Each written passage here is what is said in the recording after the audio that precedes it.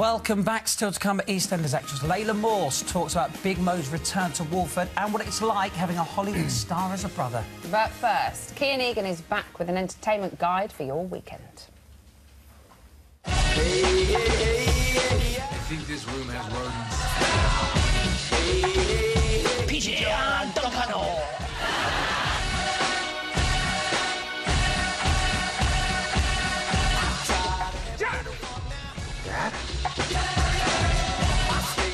We do not pass hostile messages! Relax, you're safe now.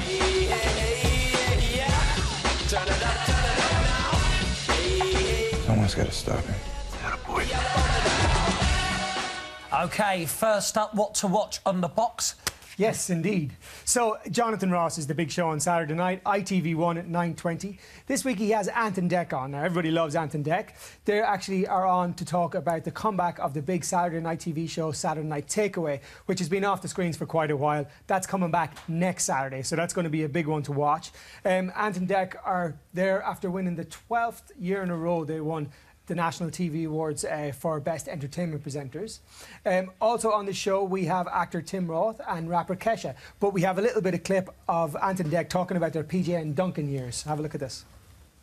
It must have been exciting. Yeah, it was. Oh, hugely. It was brilliant. I mean, you kind of, like Dec said, it was that or college. Yeah. So, you know, we got flown around the world and, you know, we were quite big in the Far East. I know a lot of bands say this, when they've had really small success in the UK, but we went out there quite a lot, and I mean, that was, as you know, two 19-year-old kids from Newcastle. That was a real eye-opener, and it's, you know, you'd never get to see that otherwise. You were performing as PJ and Duncan, weren't you? Yeah, to start with. Yeah. And so in Asia they know you or knew you as PJ and Duncan. Yeah. But they didn't know Biker Grove, presumably. PJ and Duncan.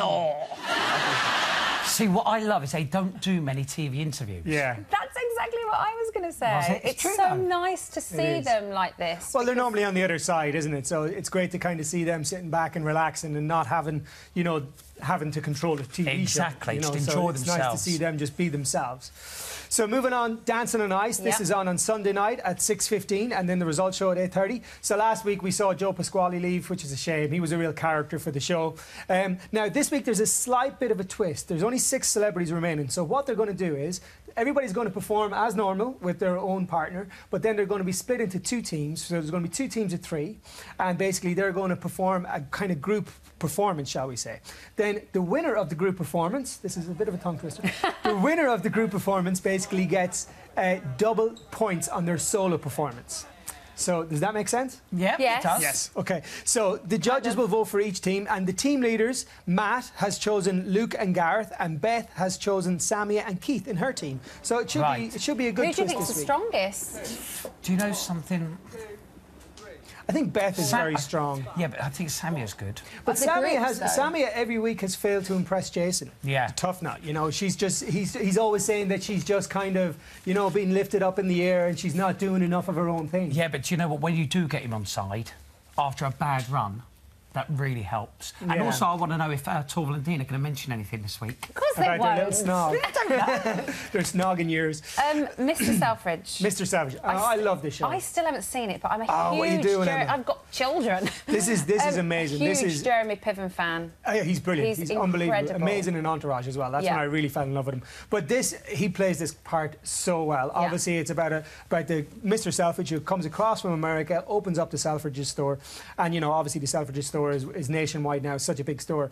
So you know, this week it's all about kind of Harry. He invites the author of the Sherlock Holmes books in, and he does a signing, and then they decide to do a séance for all the staff members. So it's got a bit of a spooky twist. So we have a little bit of a clip of that. So have a look at this.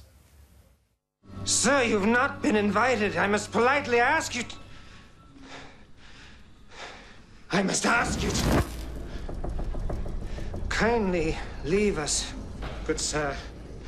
We do not pass hostile messages. I repeat, I must ask you to withdraw, and if you will not, then we must.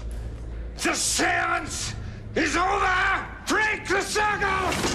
Everyone's talking about it. Yeah. I have to catch up on it. You do. I have to. It's on iTunes. OK, so I will And it's on ITV Player as well. Exactly. Actually, an interesting thing about Harry Selfridge, he came up with the saying, the customer is always right. Good man, Harry. Good man. Indeed. I've got to ask you, The Walking Dead. Walking Dead, yes. It's one of my favourite TV shows. So, I mean, I've only just started watching this TV show, but it is pretty full on, isn't it? I mean, it's about zombies taking over the world, and in this show, there's 5,000 zombies for every one human being left on the earth. So you can imagine it's a bit of a massacre. There's loads of bloods and guts everywhere. It's full on, but it's a very good show. The show is basically about two teams that are of human beings that are left, and they're rivals, and they're kind of showing their existence. Where have I been? Why haven't I seen this? I don't.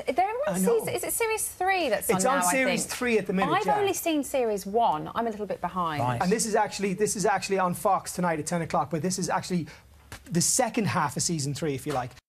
And last week it got the biggest viewer ever in America. It had 12.3 million viewers, so it was a massive hit in America. So it's a great one to watch for sure. Okay. Let's move on now to what's happening at your local multiplex cinema. The big screens. So, good day to Die Hard.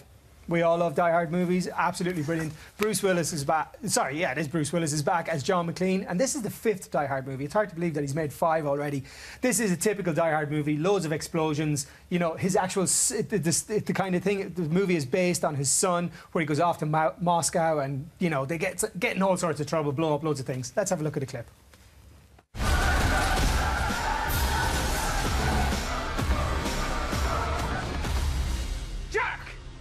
Dad?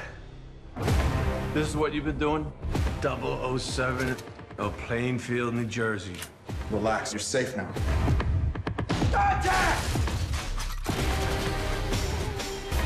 This guy's bad news. Terrorism, weapons-grade uranium, nukes. Someone's got to stop him. Attaboy. So there you go. That was out yesterday. It's such a man film, isn't it? It is. It's a boys' movie. Is this franchise just going to keep going? Well, he wants to make a 6th one before he retires the whole kind of Die Hard thing, so who knows? Would you like to see me in one of those vests? Yeah, your wife beater. Right, it's not that funny. It's one. Anyways, moving on, because I really want to talk about this next movie. This is 40. And now, this is going to be a great movie, in my opinion. I can't wait for this. Yeah, I mean, this is a real girly flick, but I love girly flicks. It's kind of the sequel to Knocked Up from 2007, and it kind of goes into the whole situation of, you know, they're hitting 40, you know, their midlife crisis, what's going to happen, etc., etc. So let's have a look at the clip. Why do you bite? I don't know. You get so mad at me. Sometimes I think you want to kill me. I do want to kill you. How would you do it? I would poison your cupcakes. I would enjoy our last few months together, but while killing you.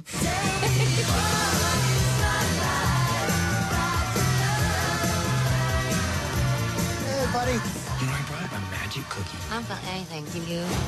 I think this room has rodents. Just saw it. Come on, we all like a chick flick. Now, the lead female in that is the sister of Katherine Heigl, who was the lead in Knocked Up, right? Yes. So this is their story. This is their story. And the husband's story. Absolutely, exactly. Okay. OK, finally, why should we go out and about? Why should you go out and about? Good question. Well, actually, there's a great one, The Audience, which opens tonight in the West End, and this is Helen Mirren's play. It's all about Queen Elizabeth II. Now, this is Helen's 2nd time to play the role of Queen Elizabeth, and it's basically all about the Queen's meetings with the Prime Ministers over the 60 years when she was in power. And, you know, talking about all the things that goes on behind the scenes. The whole idea was the Queen had these meetings with the Prime Minister, but they would never discuss it, you know, even with their spouses at home. So this is a play kind of suggesting what might have gone on. An amazing... It's at the Gielgud Theatre. It starts tonight. What an amazing opportunity to see Helen Mirren. Yeah, exactly. She's just... Unbelievable. Unbelievable. They've already sold £2 million worth of tickets. So if you're interested in this, get out and get there. Wow. It's going to be a great one. So yeah, also Paloma Faith is on tour at the minute. I love Paloma Faith. What a quirky singer, amazing voice. She always ends up, you know, giving a great performance no matter where you see her. Entertainer. Absolutely. So tonight she plays at Plymouth Pavilions, Saturday she plays in Reading, and Sunday she's in Cambridge. So if you like Paloma, go see her. And can I give you a little fact that you might never have known? Go on then. I once had her as a magic assistant. Oh, really? You didn't. Yes, I did. Did you? Yeah. No, I'm just going to say that. just throw it out there. Thank you. Thank you very much, guys. Kian, Nice thank you one. very much. Still to come, we'll be eating all the pies with Chef.